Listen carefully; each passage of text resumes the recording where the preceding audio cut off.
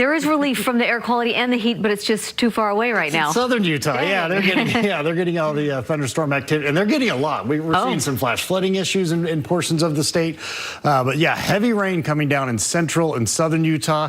A little bit of moisture work its way into that part of the state. It is going to gradually work its way north. This is an image down in southern Utah right now, and you can see that heavy rain just off in the distance that's coming down currently, and of course you can see the wet in the foreground as well, the wet ground.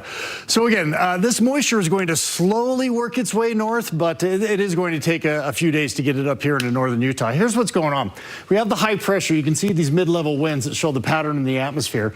And if you are in southern Utah, the winds are coming more out of the south. And so that's allowing this moisture to work its way into the southern and central part of the state. We get the daytime heating, we get the afternoon thunderstorms. But here in northern Utah, the winds are coming more out of the west to even northwest, and that's what's pulling in, of course, all the smoke from all the fires that we're seeing. But it's also continuing to pull in drier air from our west. So once we shift and start getting more of that moisture, or sort of those winds out of the south moving into northern Utah, we'll start seeing that chance of thunderstorms.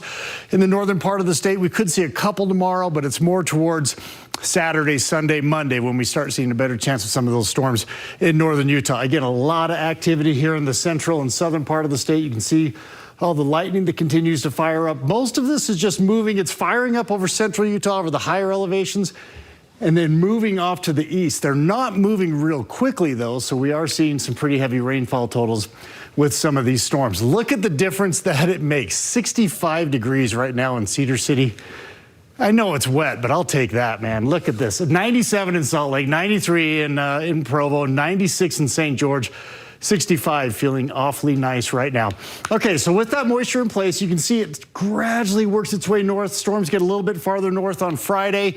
By the afternoon hours, these are mainly afternoon thunderstorms. You can see by Saturday afternoon, could see a few thunderstorms mainly here in central and southern Utah once again.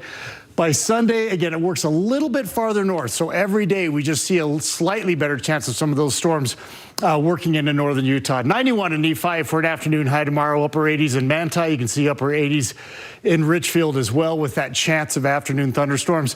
Similar story all throughout southern Utah with temperatures ranging from the upper 70s to the low 100s around St. George.